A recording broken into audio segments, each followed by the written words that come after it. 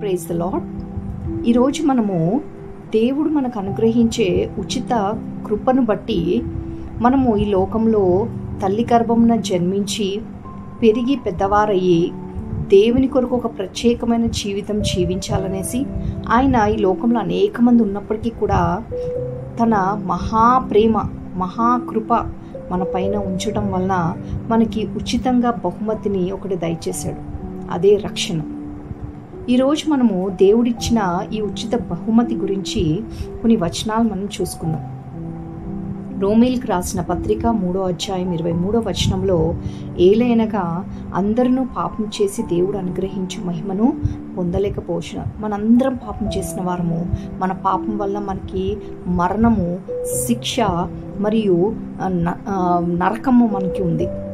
కానీ దేవుడు వాటి నుండి మనం తప్పించడానికి ఈ లోకానికి దేవుని కుమారుడిగా ఈ లోకానికి వచ్చి దేవాది దేవుడై ఉన్నప్పటికీ కూడా మానవుడుగా ఈ లోకంలో జన్మించి నీ కోసం నా కోసం సిలువ చేసిన బలియాగం ద్వారా ఈరోజు మనము మన పాపం నుండి విముక్తి పొందుకుంటున్నాం. రోమీలకు రాసిన పత్రిక 6వ అధ్యాయం 23వ వచనంలో, పాపం వలన వచ్చు జీతము మరణం, అయితే దేవుని కృపావరము మన ప్రభువైన యేసుక్రీస్తునందు నిత్య జీవం. యాక్చువల్గా మన పాపం బట్టి మనకి ఏముంది?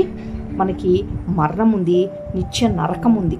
కానీ దేవుడు మన పాపములన్నిటినీ ఆ సిలువ మ్రాను పైన మన పాపములన్నిటినీ క్షమించి మనల్ని నిత్య నాశనము, నరకం నుండి నిత్య జీవాన్ని దయచేయటానికి ఆయన ఇష్టపడుతున్నాడు.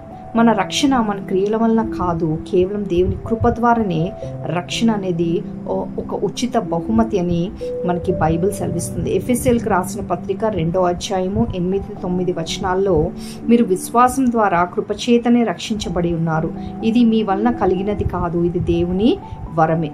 క్రియల వలన కలగలేదు కనుక ఎవడునూ అతిశయపడకుండునట్లు అది దేవుని వరమే.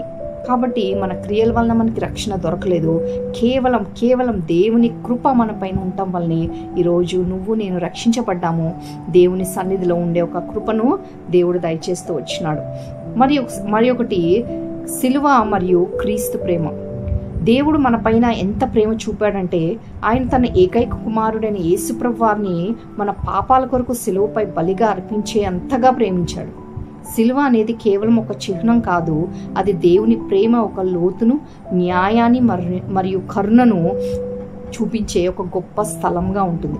యోహాను 3:16లో చూసినట్టయితే, దేవుడు లోకమును ఎంతో ప్రేమించెను కాగా ఆయన తన అద్వితీయ కుమారునిగా పుట్టిన వాని యందు విశ్వాసం ఉంచు ప్రతివాడు నశింపక నిత్యజీవం పొందినట్లు ఆయనను అనుగ్రహించెను. అలాగే రోమీలకు రాసిన పత్రిక 5వ అధ్యాయము 8వ వచనంలో, అయితే మనము పాపులమై ఉండగానే క్రీస్తు మన కొరకు చనిపోయాను. దీని వలన దేవుడు మన ఎడల ఎంత ప్రేమ కనపరుచున్నాడో మనకి అర్థమవుతుంది.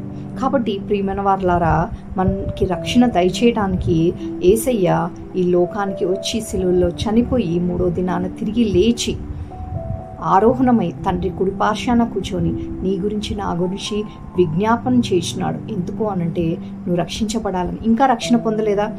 ఈరోజే దేవుని సన్నిధిలో మోకరించు, ప్రార్థన చే.